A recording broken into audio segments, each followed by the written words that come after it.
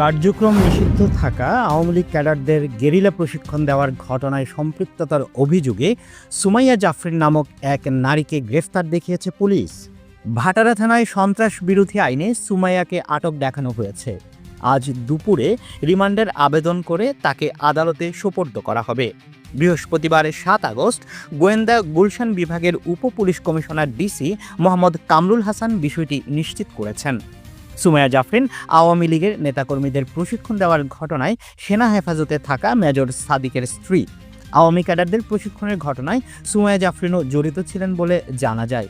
প্রথম দিকে সুমাইয়াকে পুলিশের সহকারী সুপার এএসপি বলা হলেও পরে পুলিশ সদর দফতর থেকে জানানো হয় এই নামে কোনো নারী কর্মকর্তা নেই বাহিনীতে। সুমাইয়া জাফরিন আওয়ামী লীগের নেতাকর্মীদের প্রশিক্ষণ দেওয়ার ঘটনায় সেনা হেফাজতে থাকা মেজর সাদিকের স্ত্রী। আওয়ামী ক্যাডারদের প্রশিক্ষণের ঘটনায় সুমাইয়া জাফরিনও জড়িত ছিলেন বলে জানা যায়। ছাত্র জনতার অভ্যুত্থানে ক্ষমতাচ্যুত আওয়ামী লীগ সরকারের প্রধান ভারতে পালিয়ে যাওয়া শেখ হাসিনাকে ফিরিয়ে আনতে দলটির বাছাইকৃত ক্যাডারদের এই প্রশিক্ষণ দেওয়া হয়।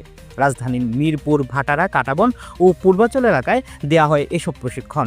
এর মধ্যে গত ৮ জুলাই ভাটারা থানা এলাকার একটি কনভেনশন সেন্টারে সকাল থেকে আওয়ামী লীগ ও তার অঙ্গ সংগঠনের প্রায় ৪০০ নেতাকর্মীদের প্রশিক্ষণ দেওয়া হয়।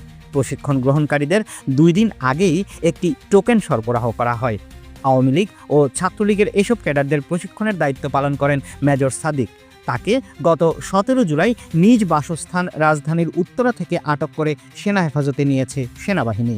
সেনাবাহিনীর তরফ থেকে জানানো হয়েছে, সাদিকুল হক সাদেক নামের ওই মেজর বর্তমানে তাদের হেফাজতে রয়েছেন এবং এ বিষয়ে তদন্ত চলমান আছে। তদন্তে তিনি দোষী প্রমাণিত হলে সেনাবাহিনীর প্রচলিত নিয়মে তার বিরুদ্ধে ব্যবস্থা নেওয়া হবে। এই ঘটনায় জড়িত থাকার অভিযোগে ইতিমধ্যে কার্যক্রম নিষিদ্ধ থাকা আওয়ামী লীগ, নিষিদ্ধ ছাত্রলীগ সহ অন্যান্য সহযোগী সংগঠনের বেশ কয়েকজন নেতাকর্মীকে গ্রেফতার করা হয়েছে। খোঁজ নিয়ে জানা গেছে, মেজর সাদিকুল হক ওরফে মেজর সাদিক কক্সবাজারের রামু ক্যান্টনমেন্টে কর্মরত। গোয়েন্দা সংস্থার তথ্য অনুযায়ী মেজর সাদিকের সহযোগী হিসেবে কাজ করেছেন তার স্ত্রী।